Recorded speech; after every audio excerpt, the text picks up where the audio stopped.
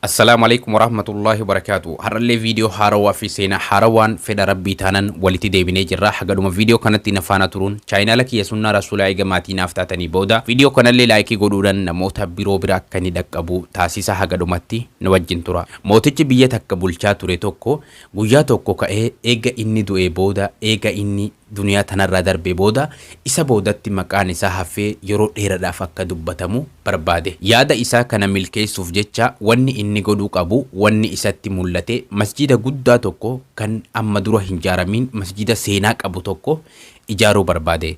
Egasii waziirota isaa walitti qabee isaan mariisisee masjida guddaa tokko kan amma dura hin ijaaraminiin ijaaruu barbaada jeeni. Osoo masjida kana hin ijaarin duras ulaagaa kaahate. Ulaagaan isaadha masjida kana keessatti namni tokkolleen waa tokkolleen hirmaatuu dhabuudha. Masjida kana baasii mataa isaatiin kophaa isaa ijaaree xumuruu barbaade. Dalagatti seenamee masjidnis ijaaramee baasiin guddaan eega irratti dhangala'ee booda xumuramee eega san booda hulaan masjidaa irratti maqaan mootichaa loohaa guddaa irratti barreeffamee irratti maxxanfamee mootichis laalee hedduu gammadee gammachuudhaan gara mana isatti galee rafe. Hoggaanii fi rafee hirriiba isaa keessatti manaama ajaa'ibaa tokko arge.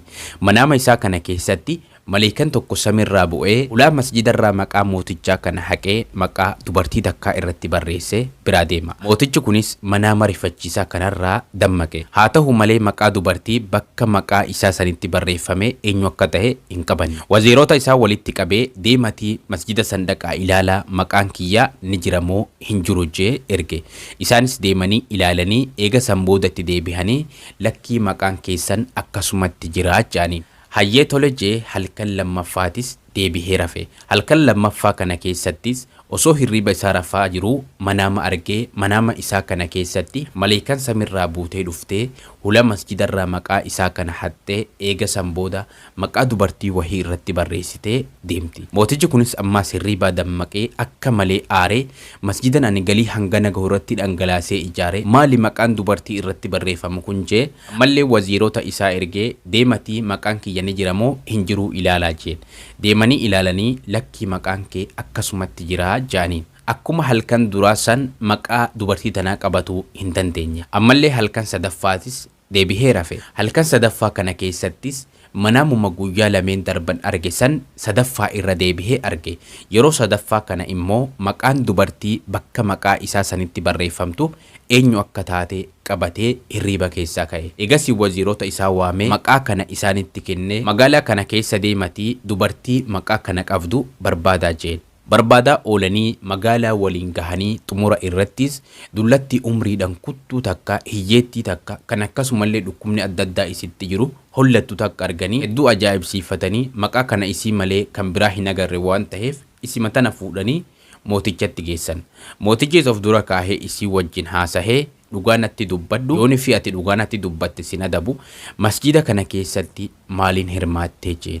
Dullattiin tunis deebistee yaa gooftaa kiyya ani kunoo akkuma ati na agartu kana dullattii hiyyeettidha dhukkuba garagara natti jira maaliinan hirmaachuu danda'a ani waa tokkollee masjida kana keessatti hin hirmaanne jetteen. Ammallee mootichi irra deebi'ee himi maaliin hirmaattee jeen. Isiinis lakki wallaahi hin hirmaanne garuu jetteen. Garuu maal goote jeen.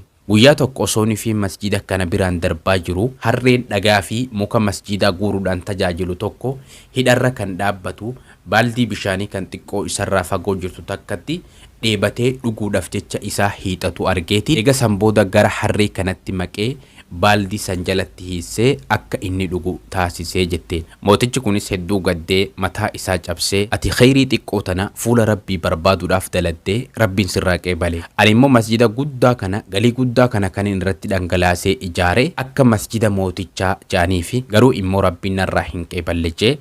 Eega san booda waziirota isaa ajajee deematii masjida sanirraa maqaa kiyya kaasaa maqaa dubartii tanaa irratti barreessaa jee.